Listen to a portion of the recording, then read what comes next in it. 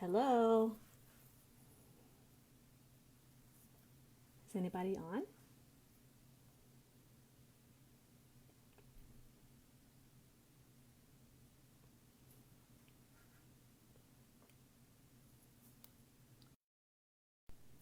Is anybody there?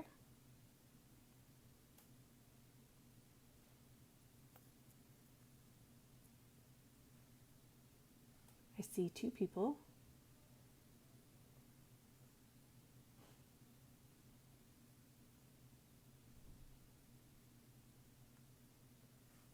All right, I'm just going to keep talking and talking about a first time. I've never gone live before. And so, hi Bethany, hi Jeff and Tammy. Whew, man, hi Tori. Thank you for coming back. We should have done this to begin with, yes. That was a lot harder than I think it had to be. This is my first time to go live, so that's an FFT for sure. Hi Clark. Come on in. Hi Sarah. I'm glad everybody's coming back on. I wish I had like my 9-year-old nephew here. He watches these videos all the time. And I don't know if anybody has ever like noticed little kids are really good at imitating people that go live. They have this certain way of speaking, and I wish I had that, and I don't. I don't have that. So, hi Joyce. I am coming to you today from Baylor Scott and White. For those of you that don't know me, I'm a social worker here at Baylor Scott and White Cancer Center. Oh, you like my pens? The What Would Hermione Do pen. Yeah, so I work here in the Cancer Center, and I know that last Thursday, the pastors had Tim on, and that was really exciting for me because Tim and I don't know each other, but we should. We could be best friends, I think, maybe, because we work in similar fields, and so I was really excited to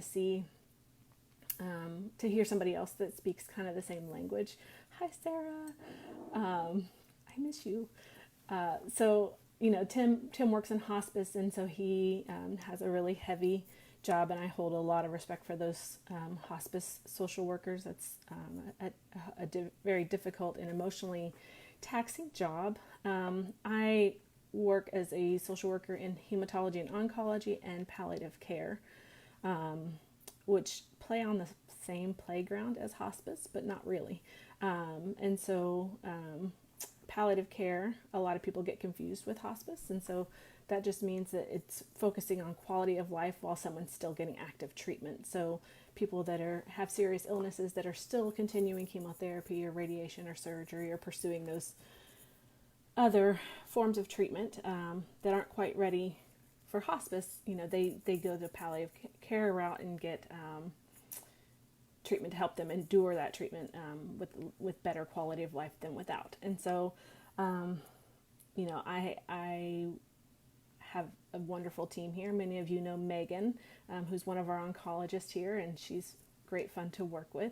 But it can be a hard job, and I don't know about you, but COVID made things a lot harder around here than it was before, as if having cancer was not hard enough.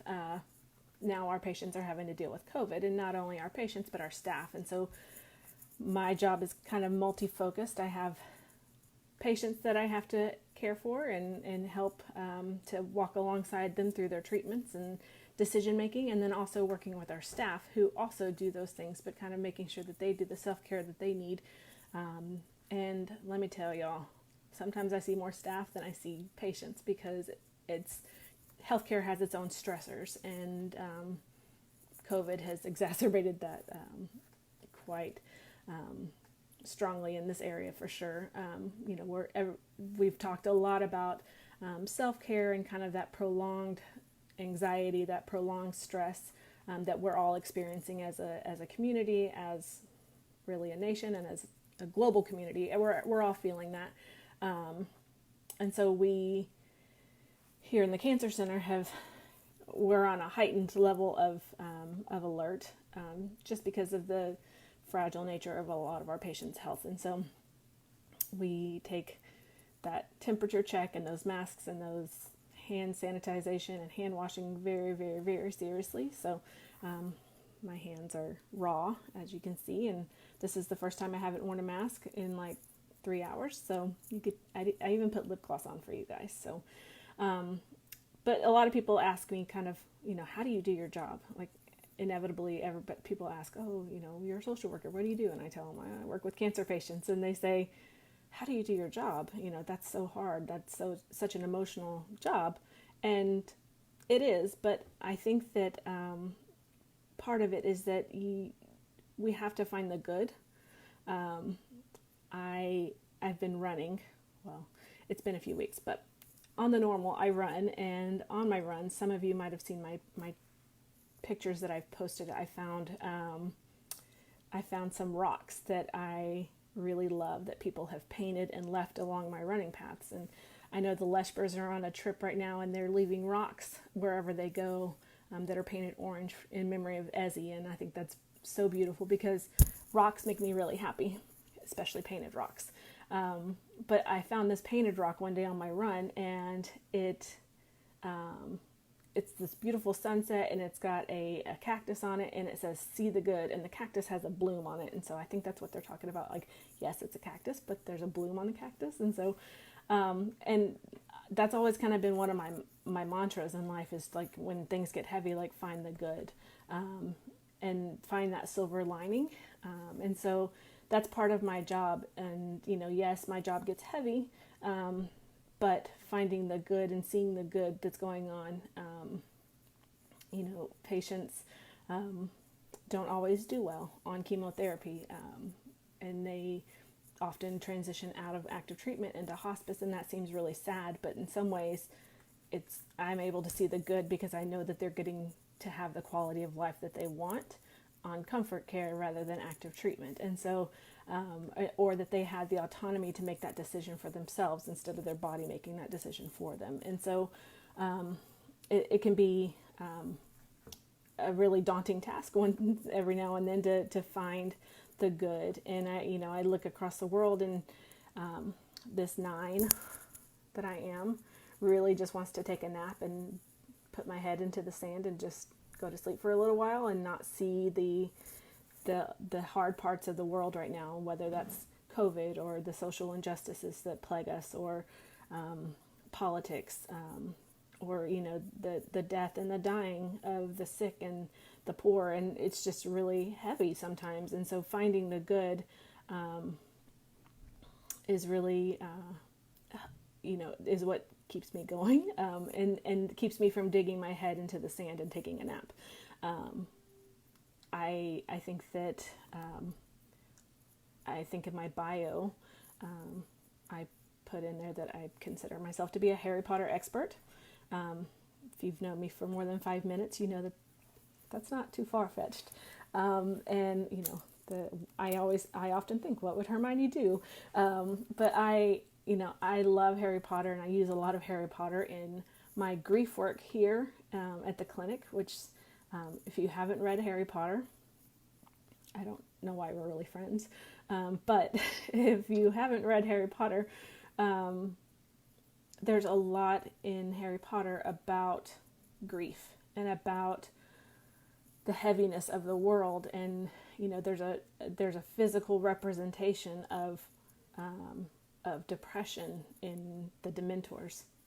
Spoiler alert. But so I use Harry Potter a lot in therapy with patients because, while there is a lot of heaviness, there's a lot of hope. And, we, as people of faith, we have a lot of hope, and we have a lot of power to realize our own hope, and that our hope is in Christ, and that while the world may be dark, it's not going to stay this way.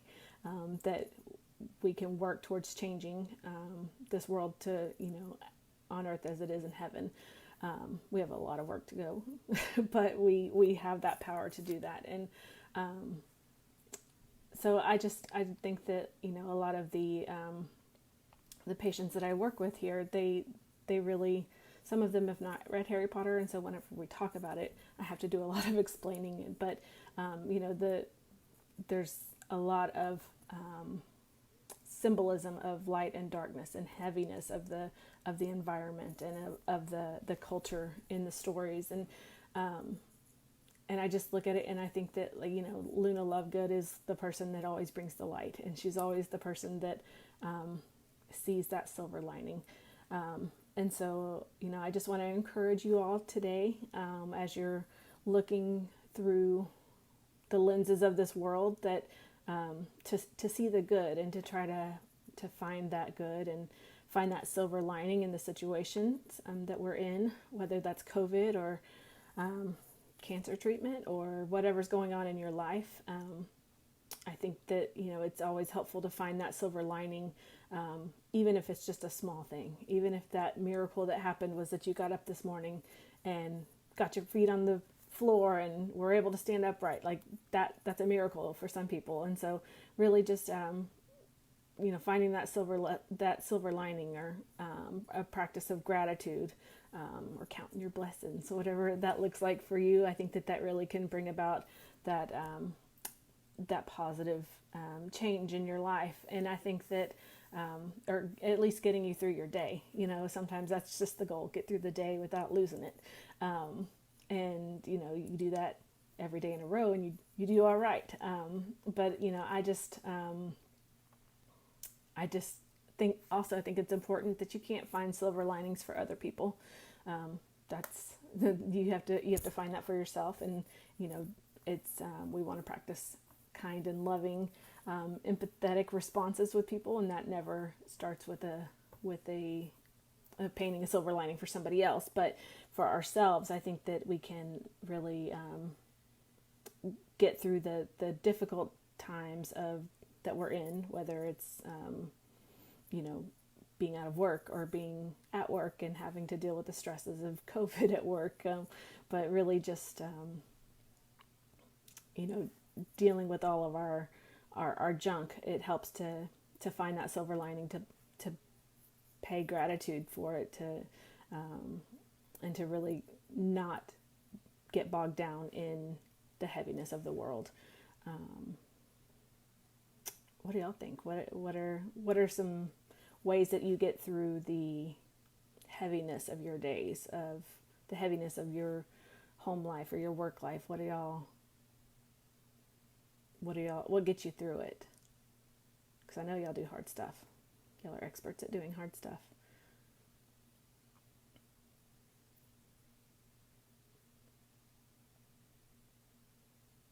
It's we have a kind of a practice of, yes, Bethany, tiny breaks. That is rest. That's one of those things that we sometimes don't feel like we have deserved or that we can't take. But I believe that tiny breaks really help us to get through the heaviness and the hard days. I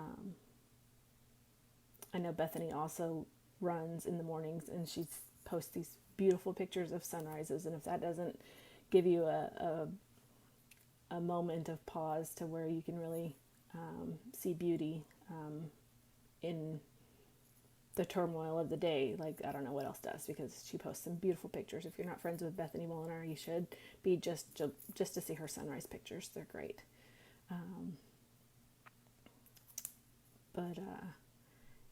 Yeah, I don't really have a whole lot else. I just wanted to encourage you guys that it gets heavy, and don't forget to reach out if it does. We have 4 brand new deacons that we have brought on, and I'm really excited. Joyce and Sarah are on, I think, watching this still, and I'm excited to see how they continue to nurture our church. I'm really excited. We have our first deacons meeting with the new deacons this week, and so I'm really excited to see, to kind of get them onboarded so that they can kind of pop into this new role that they have in our church. And Joyce says her new kitten is really helping her. I like kittens in theory. I don't really want to touch them, but they're cute. to watch on TV. But I'm glad that's helping you. But yeah, so I'm excited. And when those days get heavy, please reach out. We have a brand new team of deacons that are excited to be there to support you. And I think that's all I have. I miss you guys so much. It's weird to be on this side and to like see myself like, man, those pastors that do this a couple times a week. I admire that because this is just weird. Oh wait, hold on. Somebody just, restorative yoga, reading. Those are great. I want to know what you're reading. I've been rereading Daring Greatly, because Brene Brown, y'all, has been getting me through this pandemic with her podcast. If you don't listen to her podcast, you should, because it's so good. And I just really enjoy it. And so I figured I'd go back and reread this gem of Daring Greatly, because I think that it's really inspiring to me. Tori does Dungeons and Dragons and Jesus research, drinking coffee helps, and spending time outside. Yes, drinking coffee helps. This is my new favorite mug. It's from Gloria's Cafe and Bakery. I'll give them a shout out. Whenever you can actually eat in a restaurant, it's a good one, or you can actually get it to go and get it delivered in there in Cedar Park. So Gloria's Restaurant, they have cute mugs. I like it. Those are both great books. I don't know if this is Tammy or Jeff, but those are both great books. All right, friends, I have to go. I have a patient that I have to go see, but I love you all and I miss you, and I'm sorry for the technical difficulties. It won't happen again. I'm sorry.